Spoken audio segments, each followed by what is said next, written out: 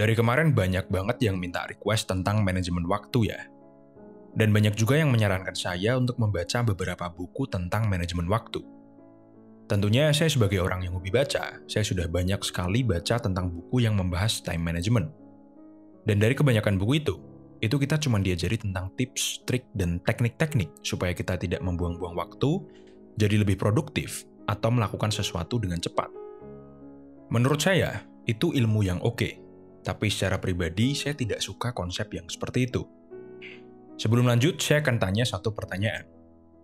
Menurut kalian, apa pentingnya kita untuk melakukan manajemen waktu? Mungkin beberapa dari kalian akan menjawab, karena waktu itu penting, Pak. Karena waktu itu uang. Karena waktu itu terbatas. Lalu kalau gitu, seberapa pentingnya waktu untuk kalian?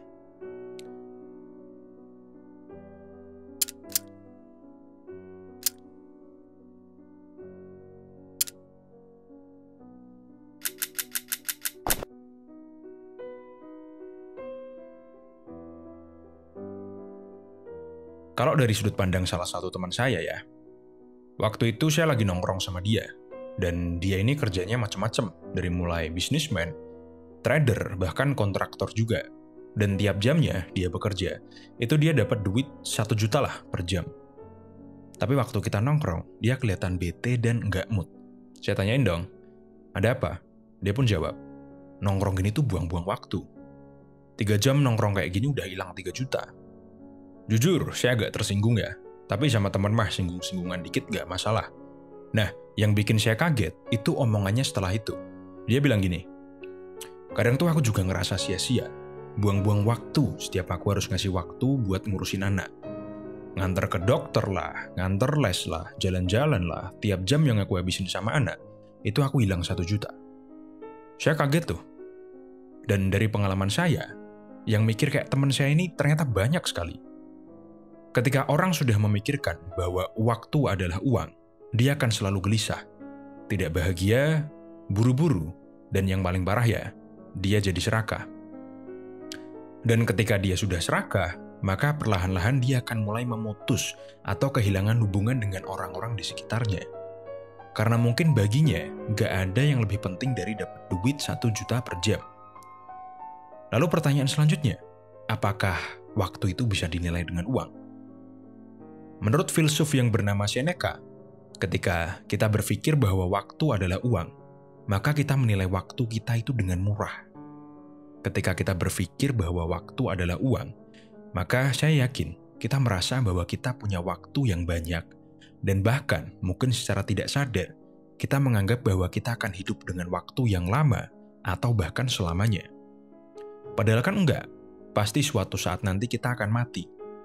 Dan ketika kita sudah menyadari bahwa kita akan mati, maka uang 1 juta per jam itu nggak banyak kan? Saya yakin pasti ada yang mendebat statement tadi.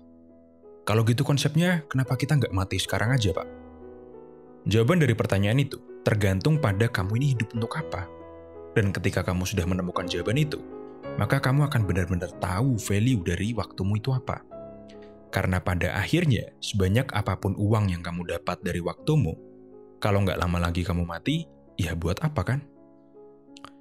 Teman saya tadi, seandainya dia diminta untuk jadi pembicara di seminar tentang kesuksesan, pasti dia akan menekankan dedikasinya terhadap waktu. Bahkan hingga harus kehilangan waktu untuk bersama keluarga sehingga dia bisa sukses. Dan saya yakin, pasti banyak yang akan menganggap itu hal yang hebat. Betapa produktifnya dia bekerja. Setiap hari bekerja bahkan sampai lembur dan meninggalkan keluarga demi fokus sama pekerjaan. Kalau mementingkan pekerjaan daripada teman, saya setuju. Tapi kalau lebih mementingkan pekerjaan daripada keluarga, saya nggak setuju. Saya jadi ingat omongannya filsuf Jean-Paul Sartre. Dia bilang, kita manusia itu punya kebiasaan untuk berpikir bahwa kita nggak punya waktu. Karena ketika kita free, kita punya waktu, kita berarti harus memilih. Dan gak semua orang punya hati yang cukup kuat untuk memilih dan menerima konsekuensi dari pilihannya. Jadi kalau kalian baca buku yang mengajari tentang tips, trik, dan teknik dalam mengatur waktu, pastikan mental dan hati kalian sudah cukup kuat dan tegas dalam menentukan pilihan dan prioritas. Oke, sebelum saya tutup, satu pesan dari saya. yaitu orang-orang yang kamu cintai itu jauh lebih berharga daripada uang. Oke, sekian dari kuliah kita hari ini. Jangan lupa like, share, dan subscribe.